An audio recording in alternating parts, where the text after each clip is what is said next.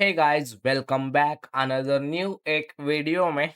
तो हमारा $50 trading challenge का आज का डे 21। तो अब मैं आपको दिखाता हूँ मेरा जो प्रॉफिट चल रहा है या पीएनएल कितने ट्रेड लिया था, लॉजिक क्या था, वो सब कुछ क्लियर करने का ट्राई करूँगा। तो मैं कैपिटल का जो हमारा $200 करीब-करीब पहुँच चुका है, $190 कंप्लीट हुआ है कैपिटल टोटल। तो अभी रिस्क थोड़ा-सा बढ़ाने का सोचा था, तो थोड़ा रिस्क बढ़ाया हूँ। पर ट्रेड का पहले का रिस्क था मेरा $5 का, बट अभी पर ट्रेड का रिस्क है मेरा $10 का, यानी $200 के टोटल ट्रेड में मैं भी 18 से 19 ट्रेड आराम से ले सकता हूँ।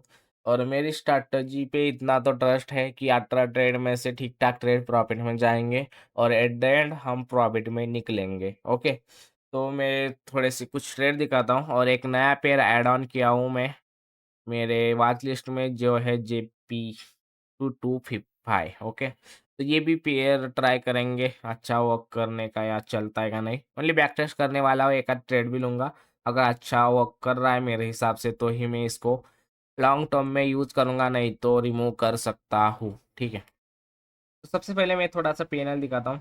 थोड़े से फर्स्ट डे था 10-10 का, और वीकेंड क्लोज़ होके new day open new week हो स्टार्ट हुआ है, तो थोड़े से मिस्टेक हो गई है। मिस्टेक नहीं बोल सकता हूँ, क्योंकि लॉस होता है इसका मतलब ये नहीं कि मिस्टेक होती है।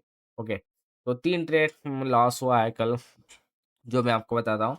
तो पहला ट्रेड था जेपीवाई का, लिया था हाई क्वांटिटी।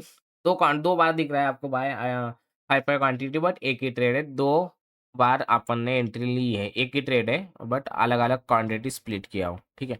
तो $5 एक लॉस, फिर एक गोल्ड में ट्रेड मिला, 1:2 दिया था बट बुक नहीं किया और ये ऑन कास्ट चला गया प्राइस बाद में। तो ये ऑन का से एग्ज़िट हुआ। फिर एक यूरो में ट्रेड लिया था बाय में, ये भी 2 बार एंट्री लिया था, यानी स्प्लिट में अपन ने एंट्री लिया था, एक बार थोड़ा ऊपर, एक बार थोड़ा नीचे आने के बाद। यहाँ टोटल लॉस हुआ है 7 और 3 $10 का।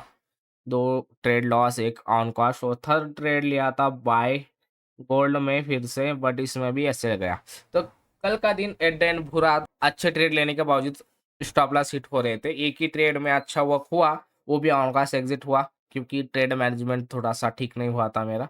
और बाकी ट्रेड तो 3 एसएल गए और एक ऑन कास्ट बोल सकते हो, 1 2 3 एसएल, एक ऑन कास्ट, तो 4 ट्रेड में 3 एसएल, एक ऑन कास्ट। तो ऐसा आपके साथ भी होता होगा, कभी कभार होता है मेरे साथ भी, ऐसे बैक टू बैक लॉसेस होती है बैक टू बैक ट्रेड में।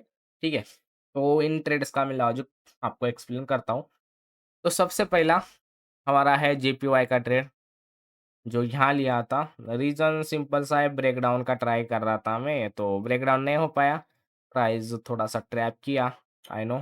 5 मिनट के टाइम फ्रेम में अच्छा सेटअप था, इस वजह से हमने लिया था इस, जैसे कि देख सकते हो प्राइस लोअर लो फॉर्म कर रहा था, ठीक है? लोअर लो फॉर्म कर रहा था, ये लेवल को ब्रेक किया था और कैंडल में भी क्लोज़ हो गई थी। तो हम थोड़ा-सा फुल बैक पे अपन ने एंट्री ले ली, बट प्राइस ने सेल ने ट्राई किया और प्राइस सडनली रिवर्स हो गया और मेरा एसएल चला गया। अच्छा ट्रेड था, बट प्राइस उसके बाद हायर हाई बना के बाइंग में ही गई है। फिर कोई फ़ायदा नहीं है कि यहाँ तक जाने के बाद प्राइस फिर एक सेलिंग आ गई हो। तो एक एसएल गया फर्स्ट, इसमें टोटल एक बाइंग एरिया तो नहीं था यहाँ ऐसा कुछ बड़ा। 5 मिनट के टाइम फ्रेम में आई नो होगा, बट 15 मिनट 1 आवर में बाइंग एरिया नहीं था और हमने ट्राई किया कि सेल करने का। फिर सेकंड ट्रेड यूरो में लिया, गोल्ड में लिया था ना मैं। सेकंड ट्रेड ऑन कास्ट जो गया है। ये ट्रेड का लॉजिक था सिंपल सा, रेजिस्टेंस लेवल था और दोजी कैंडल बनाया, हेल्दी ग्रीन रेड कैंडल बनाया, लो ब्रेक होया, प्लस ईएमए भी थे हमारे डायरेक्शन में। तो मैं ट्रेड लिया था, 1:3 का मेरा टीपी था, बट नहीं हिट हुआ, 1:2 के पास आके प्राइस रिवर्स हो गया। फिर मेरा ऑन का सेशन चला गया। उसके बाद भी एंट्री मिली थी हाँ, बट मैं ट्रेड नहीं लिया, क्योंकि बार-बार ट्रेड लेना बेटर नहीं रहता है, तो थोड़ा-सा मैं छोड़ दिया। और सुबह-सुबह फर्स्ट ट्रेड मेरा यहाँ मिस हुआ था, ये trade breakout breakdown liquidity SVEEP वाला सेटअप था, जैसे कि बहुत बार यहाँ प्राइस ने सेल होने का ट्राई किया बट नहीं हुआ, और एक सडनली बाइंग आई और बायर को इनवाइट किया और सेलर के एसएल खा के प्राइस ने एक सडन सेलिंग दी। तो ये अच्छा लेवल था बट नहीं मिला ये ट्रेड मैं मिस किया। उसके बाद ये भी ट्रेड मिस हुआ, फिर प्राइस ने यहाँ से भी बाइंग दिया, ये भी ट्रेड मिस हुआ। तो कल आई थिंक गोल्ड में 1, 2, 3 ट्रेड मिस हुए और जिसमें एंट्री लिया वही एसएल चले गए, ऐसा बोल सकते हो। फिर वहाँ यहाँ एक ट्रेड लिया था 5 मिनट के टाइम फ्रेम में हेल्दी ग्रीन कैंडल एक फुल बैक ट्राई कर रहा था। बट यहाँ कैंडलस्टिक थोड़ा-सा ठीक नहीं बन रही थी। फिर भी मैंने ट्राई किया था बट ये मिस्टेक थी और इसमें मेरा एसएल चला गया। गोल्ड में 2 ट्रेड थे, एक ऑन कॉस्ट और एक एसएल। आई नो इसमें 2 1:2 दिखा रहा था बट कोई बात नहीं, हमारा अब एसएल हिट हुआ है तो एसएल ही कंसीडर करना पड़ेगा। चाहे चार्ट में 1:3 भी हिट हुआ होगा, लेकिन रियल अकाउंट में अगर मैं एसएल हिट किया है, तो एसएल ही हमारा होगा। ओके, तो 2 ट्रेड एक ऑन कास्ट एक एसएल ईरो में भी ये ट्रेड भी अच्छा था बट प्राइस ने मेरा ही एसएल खा के 1:3 ट्राई किया बेटा, देख सकते हो। तो मेरा ही एसएल खाया, अगर प्राइस यहाँ से ही निकल जाता तो मज़ा आ जाता बट लिक्विडिटी स्वीप कॉन्सेप्ट में हर बार आपको बताता हूँ कि प्राइस मोस्टली ट्रैप करके ही मूव करता है और यही हुआ है।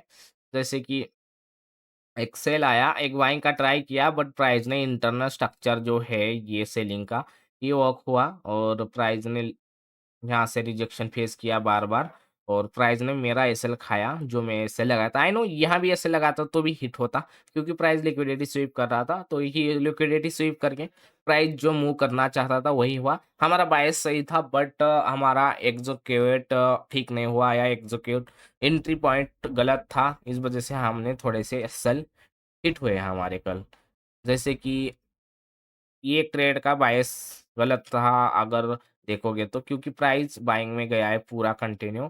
फिर यूरो का मेरा बायस सही था बट एग्जीक्यूट गलत था और गोल्ड का भी मेरा बायस सही था। यहाँ भी मेरा बायस सही था और यहाँ यहाँ भी बायस सही था बट थोड़ा-सा एग्जीक्यूट गलत था, नहीं तो ये ट्रेड अच्छे चल जाते और ये सेलिंग एरिया अच्छा वर्क हुआ है और टोटल आज का लॉस मेरा आई थिंक $30 में भी हो चुका है। 10 और ये 10 30 माइनस टोटल हो चुके हैं। तो कोई बात नहीं, देखते हैं कल कैसा दिन जाता है।